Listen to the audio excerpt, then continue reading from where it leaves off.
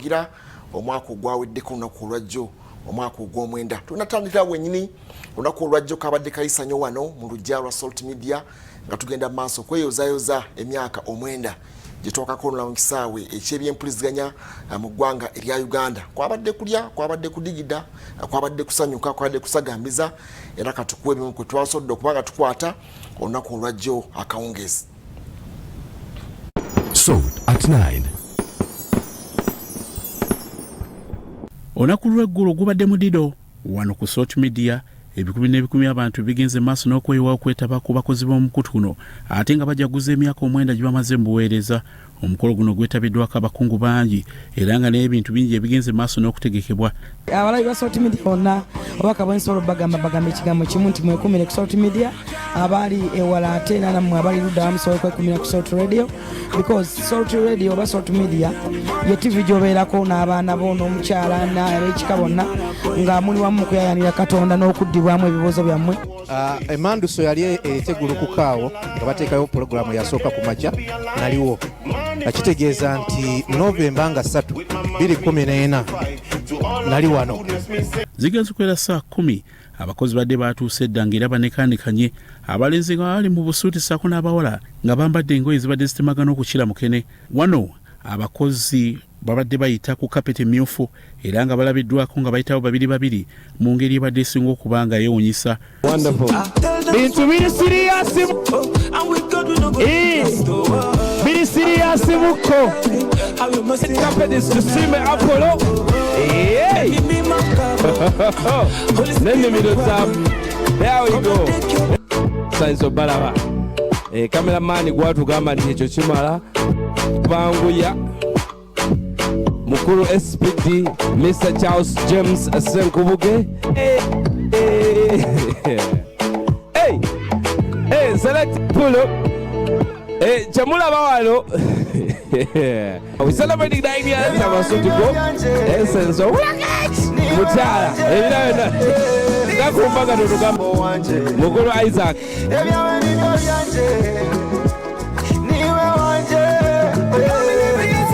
Mukulu Isaac ne Rebecca pull out katono nyo. Madam Mariam there. This student no further introduction. Mukulu Sekirinya ne Nacha Whitney. Sekirinya kapoziga. Can we brag about to go do? Can we do it for the rest of? Kagabe nani tatugende mpula. Ekisinza okukyamula ate be bakozi abagenze maaso n'okuwa bannaabo olubwe obwedde engeri gye bakumbamu nga bagenda maaso n'okuyita ku kapeti eno okutuuka ku kifo ekibadde kiteekeddwa okutuulamu. Banange yaze n'empeto tubuulira nga bukyali. Omukulu David Judith Elsa Daddy. There is no beautiful thing you get if all one will say so. He can take you from the ground. Love and love and love and love and love and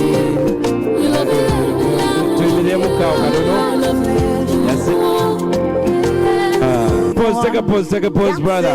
That's a Joshua, graphics designer, Salt. And but of course, the big celebrations are going to be taking place on Sunday at Canaan Land House of Prime Ministers International.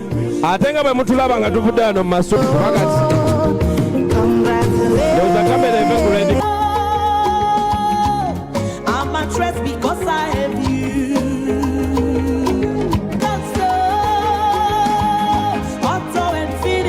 Okay, Mr. DJ, pull up. A red carpet walkway. Please, let's have our seats right about now. Bandi balabiddwako nga bagenda maaso n'okkuba ebifaananyi era nga bakola obukodyo obw'enjawulo obukyamudde obwedde abeerabirako n'agaabwe.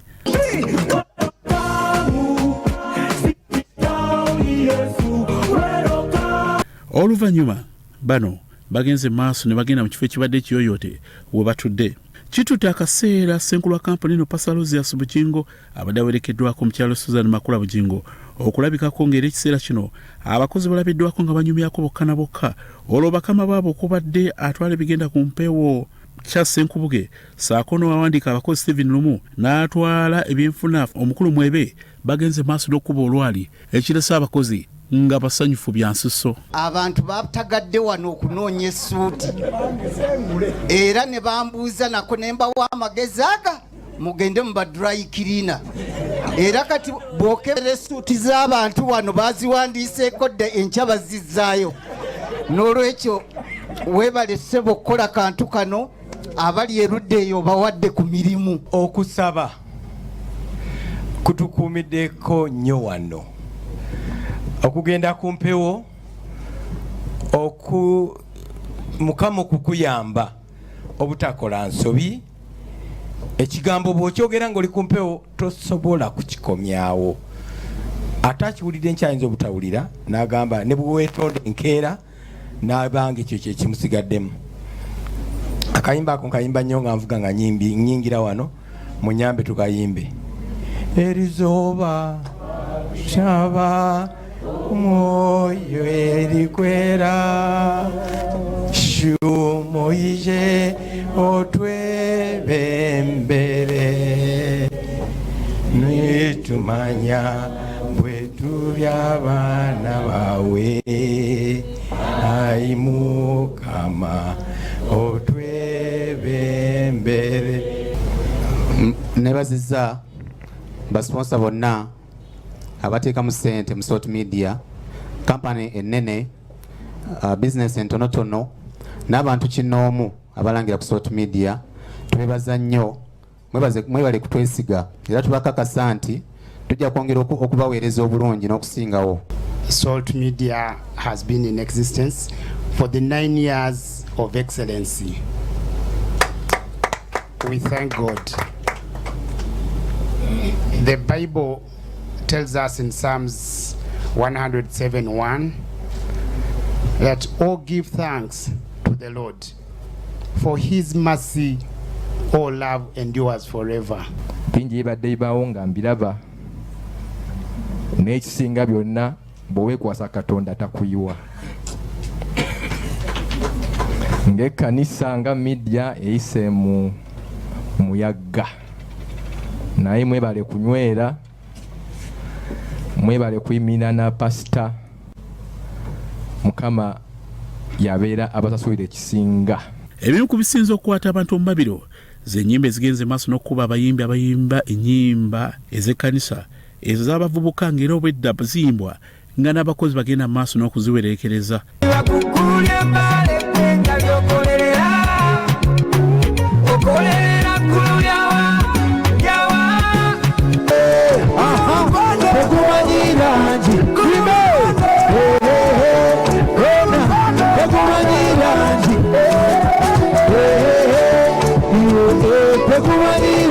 These skies are open, let it fall on me.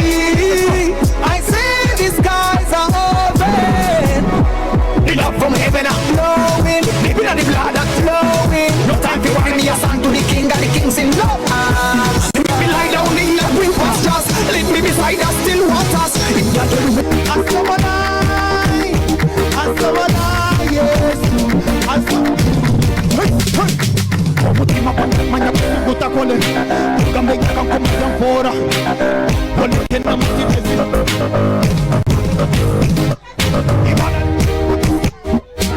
Omukama wawe Run to the cross and find the sun Akalulu kariwa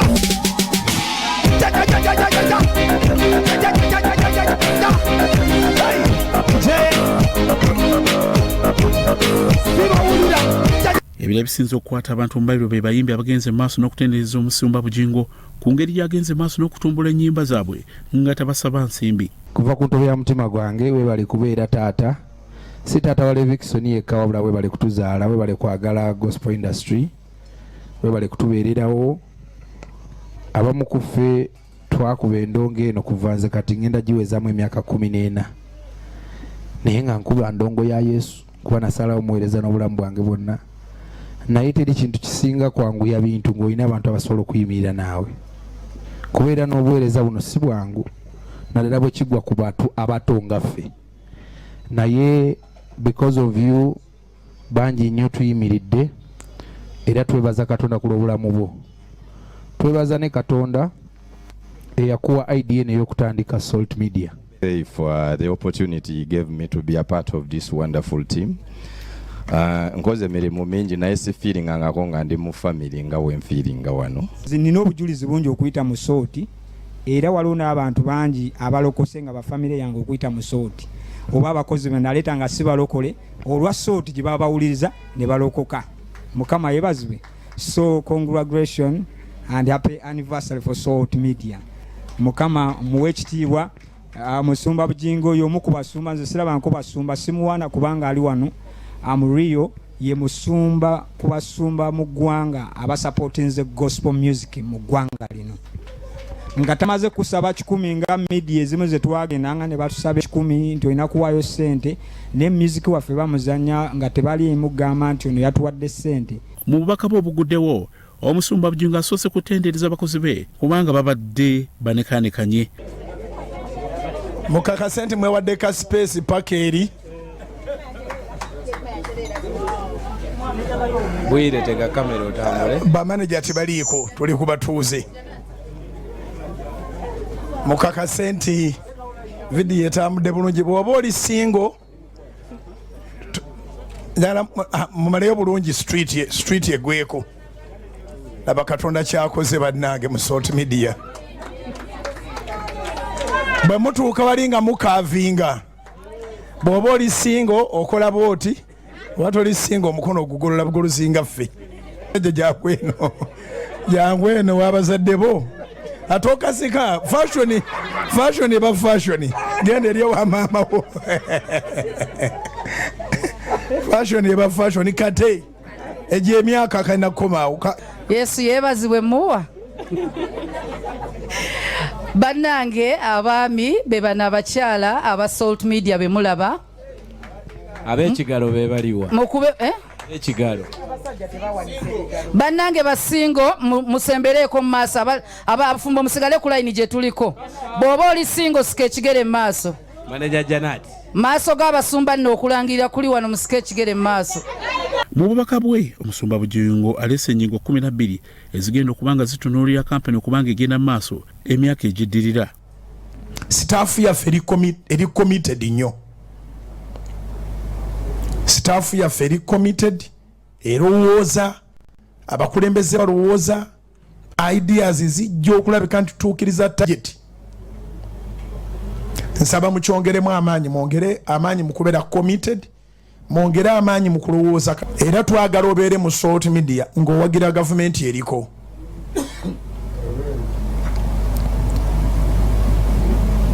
Hallelujah. Kubanga saagala tubeere nga banyibanja katwerime tuwaliwo gavumenti endala nga teriiwo.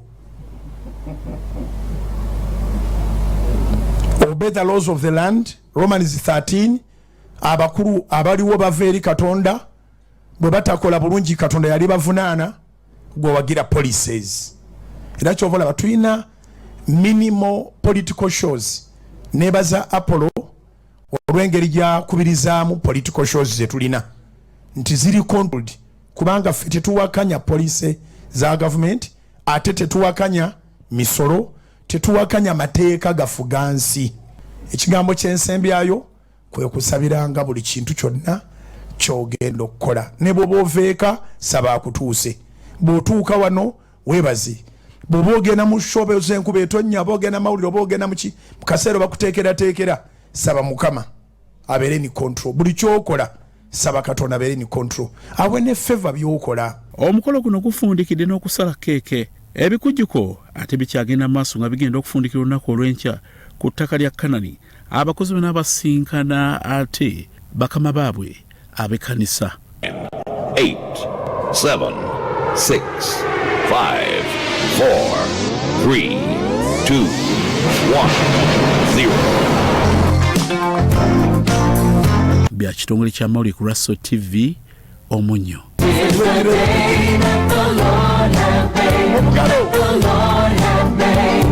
Salt at 9.